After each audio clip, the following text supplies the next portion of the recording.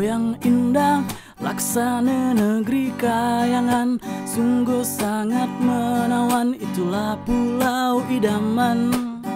Pulau yang indah, laksana negeri kayangan, sungguh sangat menawan, itulah pulau idaman.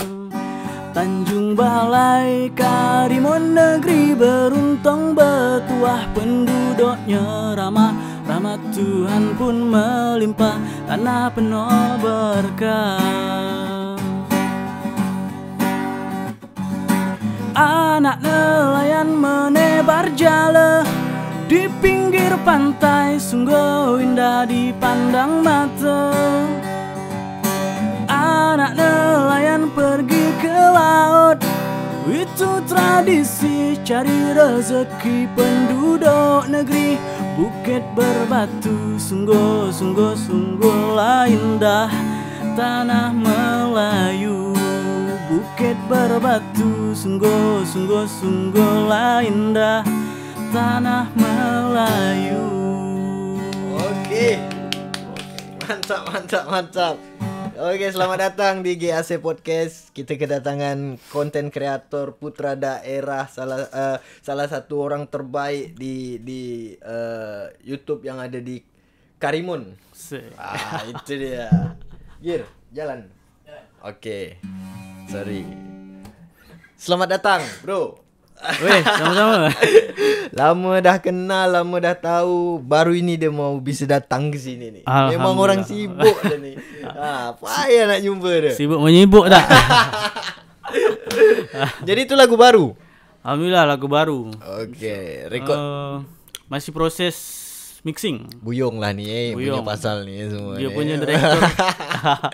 Syarat buat Buyong, sukses selalu. Okey, jadi lagu ni menceritakan tentang apa ni? Lagu ni menceritakan tentang tradisi anak negeri lah kan. Yang kita tahu macam Kabupaten Karimun ni kan, kalau orang-orang asal tu bisa kita bilang nelayan lah kan. Ya, karena Karimun ni kan kelilingi pantai laut. Pantai laut kan? Apalagi kalau kita pergi ke pulau-pulau, pulau macam Pulau Parit, Pulau Selat Biak, itu bisa dibilang 80% pencarian orang tu nelayan. Nelayan. Jadi, kita angkatlah dalam sebuah lagu penduduk negeri tu, pencarian penduduk negeri tu. Wak nelayan juga tak? Saya bisa dibilang nelayannya. Bisa dibilang nelayan hobi Hobi kalau ke laut tu hobi. Mancing apa? Mancing, jaring, jala. Sampai tu beli bot kencang. Alhamdulillah. Jadi kalau kawan-kawan pernah dengar sekitar tahun berapa tu tahun 2010, 2011.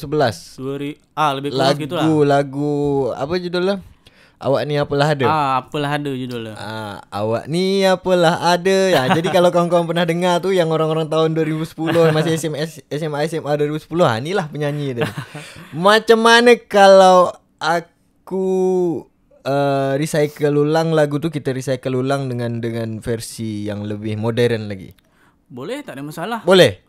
Deal. Mana tahu lebih viral kan. Sah berarti selain jadi musisi, Raja Alpian ini konten kreator di perfilman juga. Betul? Alhamdulillah, betul. Jadi kadang memang orang-orang jiwa seni musik ni, dia memang tak lari dari musik, dari filem. Betul. Kita contoh macam Romai Rama lah kan. Betul. Kita tahu Pemain filem, pemain musik. Dia berkaitan tu jiwa dia. Romai Rama, kita tengok P. Ramlee kan. Dia komposer, dia juga banyak filem. Apa yang buat seorang Raja Alfian ni bisa menguasai itu semua? Letak lo. Kalau aku dulu bisa semua ini, dia bisa ini bukan karena apa? Karena tak ada duit. Nak bayar orang apa semua kan, tak pandai apa semua, tak ada duit. Belajarlah jadi dia. Betul. Bisa. Kalau Wak macam mana? Sebenarnya macam mana? Bisa dibilang itu bakat tu bakat kita macam Wak lah, musik ataupun orang-orang filem. Cuma itu anugerah dari Tuhan lah Betul. Cuma kalau tak diasah kan. Betul lah. Anugerah Tuhan tu itulah yang kita kembangkan Tapi kalau saya pribadi memang belajar semua tu dari otodidak lah. Otodidak Otodidak. Tak ada melalui proses pendidikan. Paling kita tengok-tengok YouTube tu lah. Belajar dari YouTube. Ni macam mana cara dia. Macam mana ngedit, macam mana teknik-teknik dalam membuat filem gitu. Jadi pembuatan filem itu macam wak ni ada tim tak? Kalau tim ada, untuk tim kami Apa tu Aljesco Production. Apa tu arti dia? Ada arti tak Aljesco Production tu? Sebenarnya untuk arti tak ada lah. Cuma itu ibarat kata label untuk produksi filem kami je lah. Identitas betul.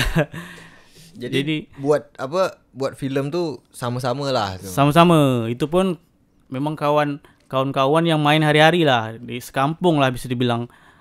Dah sekampung, saudara pula lagi kan. Jadi nak marah pun sedap-sedap aja kan. Itu salah-salah sedap-sedap aja situ.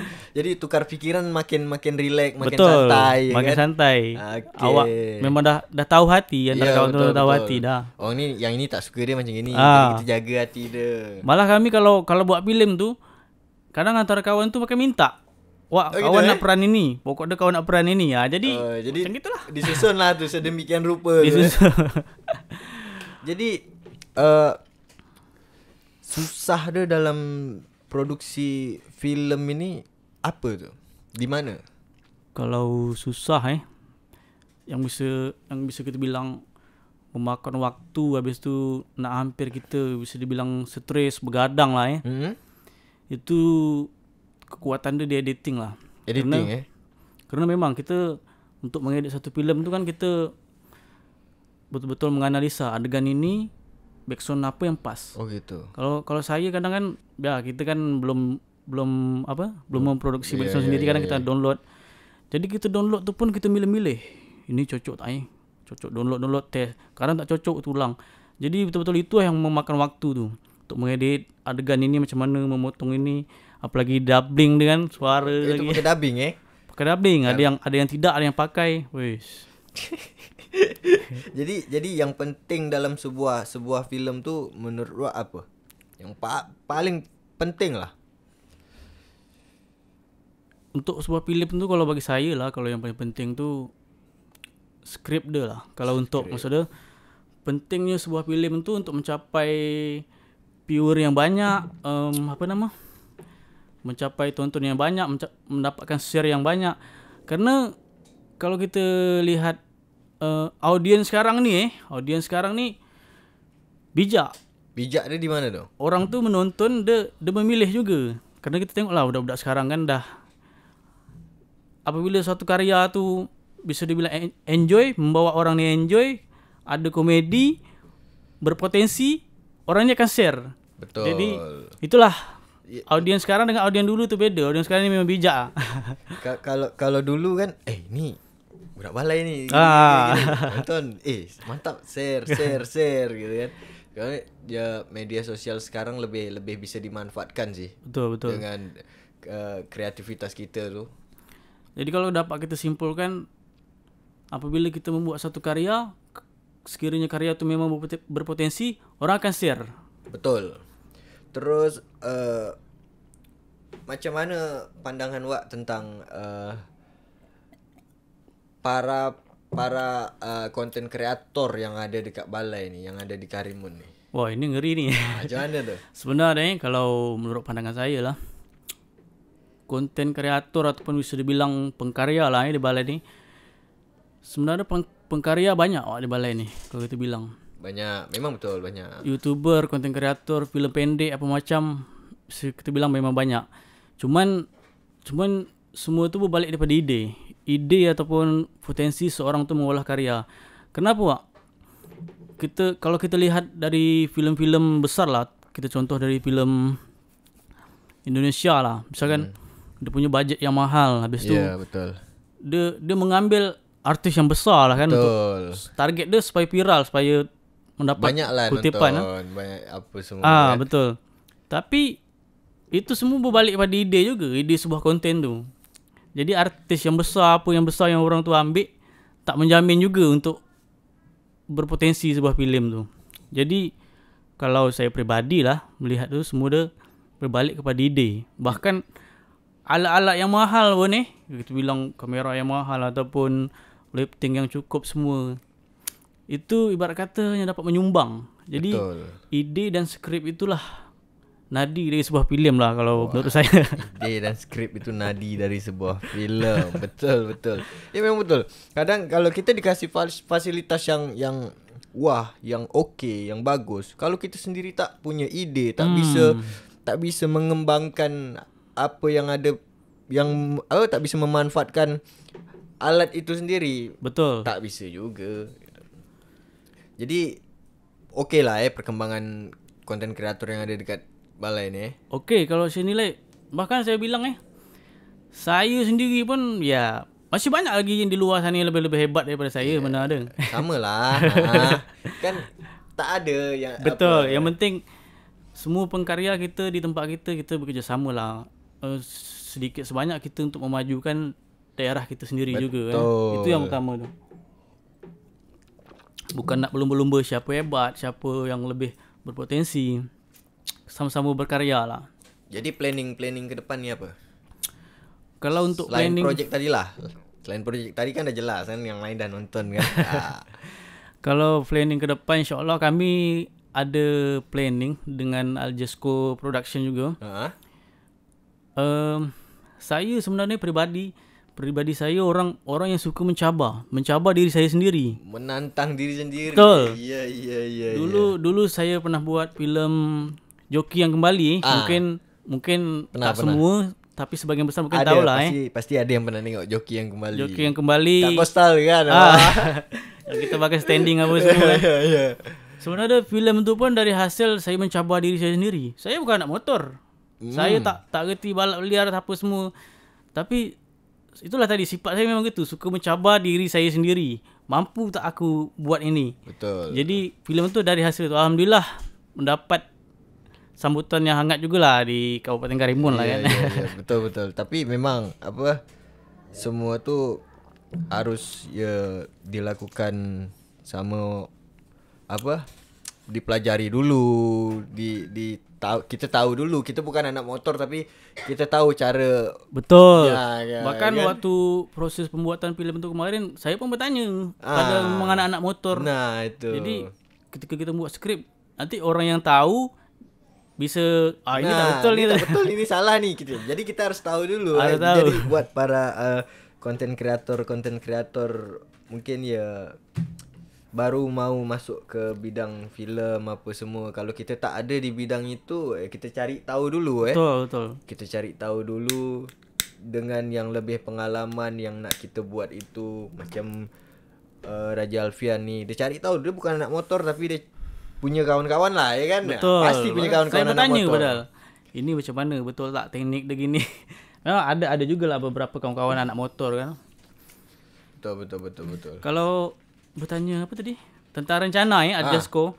InsyaAllah kami Mancis lo. Okey. InsyaAllah kami dalam waktu dekat ataupun lambat cuma dah ada planning.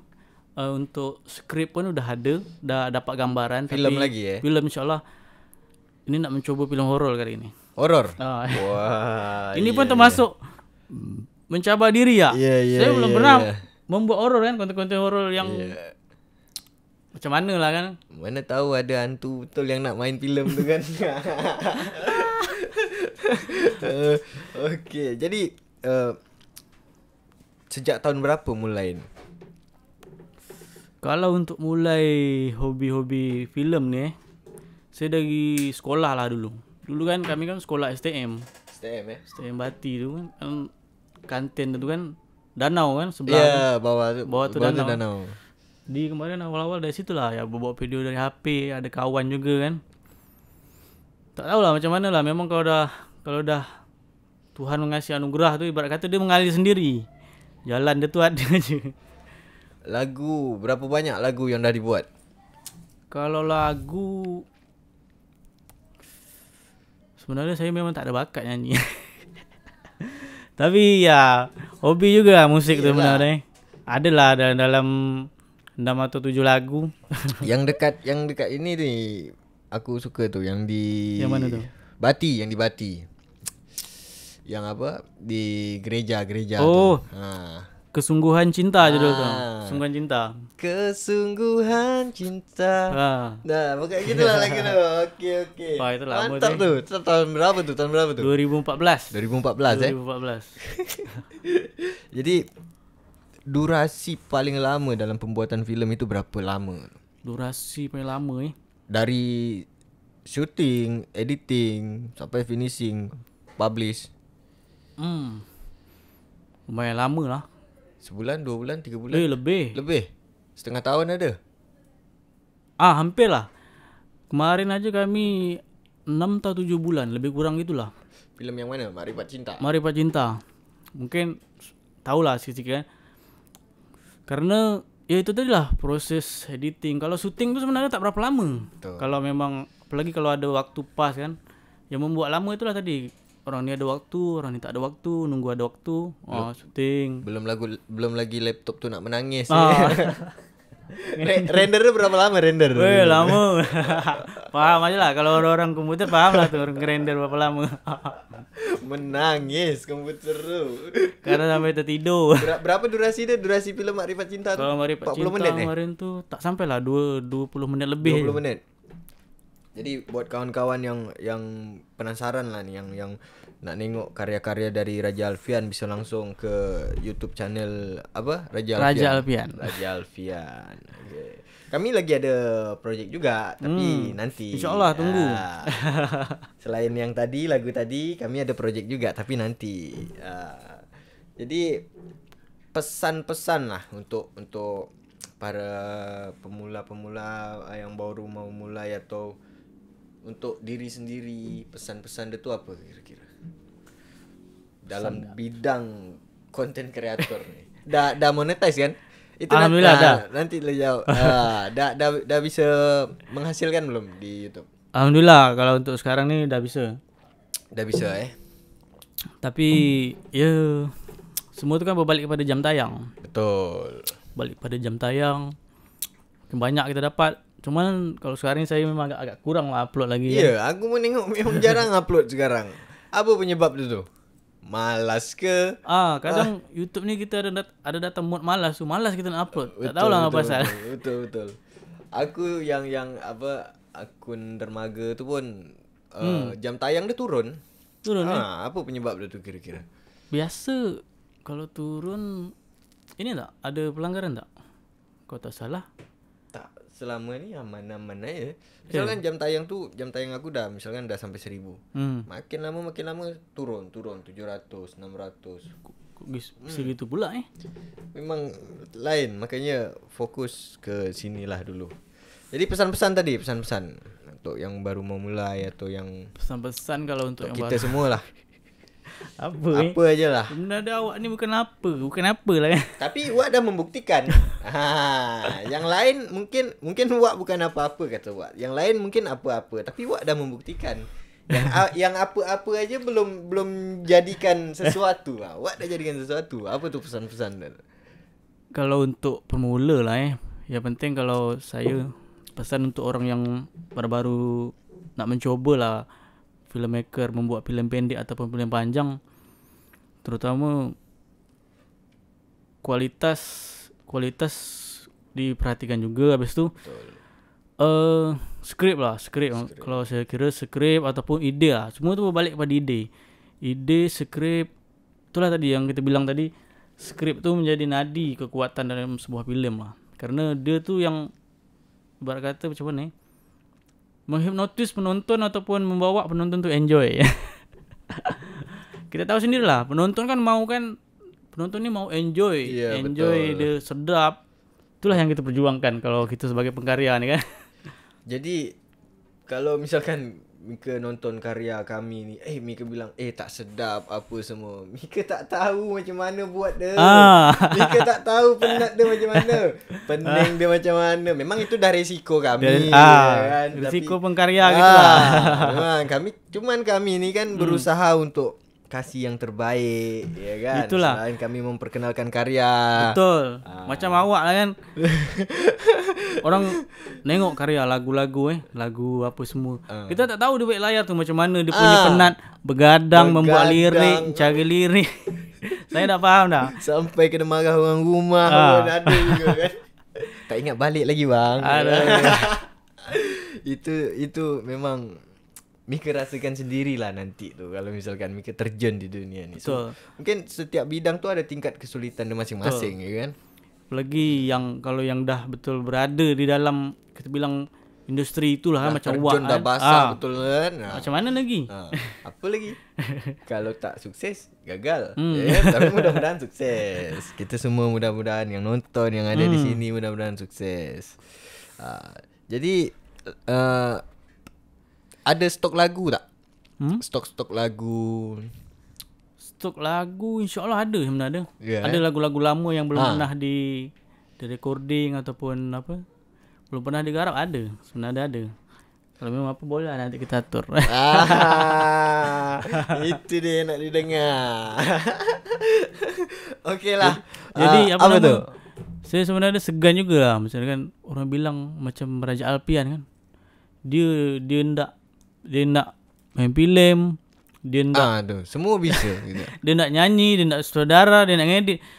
Jadi mungkin ada beberapa orang luar cakap saya ni pengkarya yang tamak gitu kan.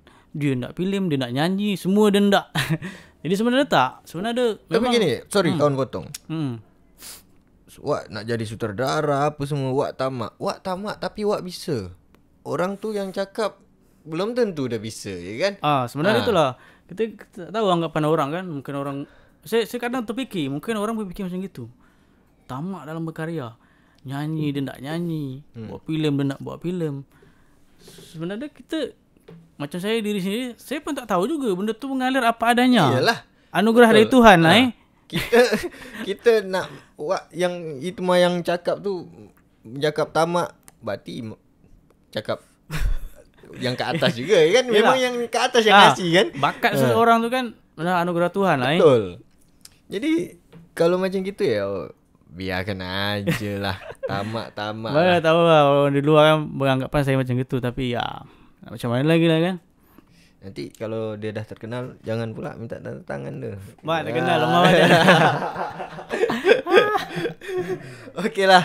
Buat Raja Alpian, terima kasih dah datang ke GAC Podcast. Nanti kita sambung-sambung lagi, kita sembang-sembang lagi. Siap. Jangan lupa lagu tadi kita garap sama-sama. Okey, boleh. Atur aja waktu sudah.